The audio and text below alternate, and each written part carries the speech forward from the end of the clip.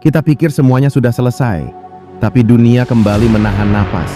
Bukan karena satu ledakan, bukan karena satu serangan, tapi karena eskalasi mulai kehilangan arah. Di Timur Tengah, konflik tidak lagi terjadi di satu titik. Ia menyebar, menjalar, menghubungkan banyak kepentingan menjadi satu. Iran, Israel, Amerika Serikat, dan sekarang semakin banyak yang ikut masuk. Pertanyaannya bukan lagi siapa yang memulai, tapi siapa yang masih bisa menghentikan.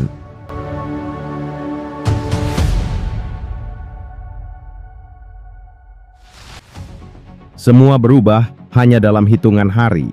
Serangan udara besar-besaran dimulai. Targetnya jelas, infrastruktur strategis Iran. Ratusan hingga ribuan titik dihantam di fase awal. Pesannya tegas, tekan, lumpuhkan, dominasi. Tapi Iran tidak runtuh. Mereka beradaptasi, masuk ke strategi baru. Asimetris, berlapis, sulit ditebak.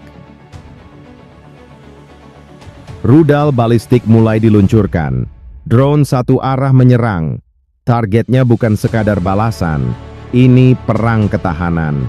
Dan konflik mulai meluas. Kelompok di Yaman ikut masuk. Serangan ke Israel dilakukan. Ini bukan simbolik. Ini sinyal bahwa perang sudah berubah bentuk. Bukan lagi konflik dua negara, tapi jaringan konflik. Serangan muncul di berbagai titik. Lebanon, Teluk, jalur laut strategis, Bab al-Mandab mulai terancam. Selat Hormuz ikut terguncang. Dunia mulai sadar. Ini bukan konflik regional biasa, ini tekanan global. Satu gangguan kecil bisa berdampak ke seluruh dunia. Banyak yang mengira Iran akan runtuh cepat, tapi yang terjadi justru sebaliknya. Iran tidak bermain di kekuatan udara mutlak, mereka tahu batasnya. Sebaliknya, mereka bermain di biaya dan waktu. Setiap rudal memaksa sistem pertahanan aktif. Setiap drone memaksa intersepsi mahal. Beberapa bahkan berhasil menembus. Bukan karena lebih canggih, tapi karena jumlah dan tekanan sistem. Masuknya Amerika Serikat mengubah segalanya. Kekuatan besar, operasi cepat, target luas. Tapi setiap langkah punya konsekuensi. Di dalam negeri muncul tekanan, demonstrasi, perdebatan, perpecahan.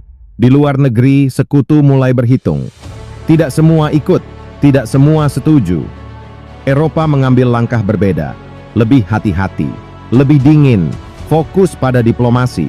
Kenapa? Karena dampaknya langsung ke mereka, energi, migrasi, stabilitas kawasan. Dan di sini terlihat jelas, Barat tidak lagi satu suara balik semua strategi. Ada realitas lain.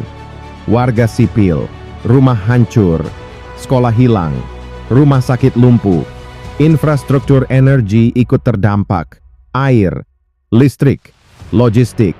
Dan di titik ini, perang berubah, bukan lagi soal wilayah, tapi soal bertahan hidup. Dampak terbesar tidak selalu terlihat sekarang. Anak-anak tumbuh di tengah siren, trauma menjadi hal biasa. Ini bukan hanya konflik hari ini, ini masalah masa depan. Beberapa analis menyebutnya lubang hitam geopolitik.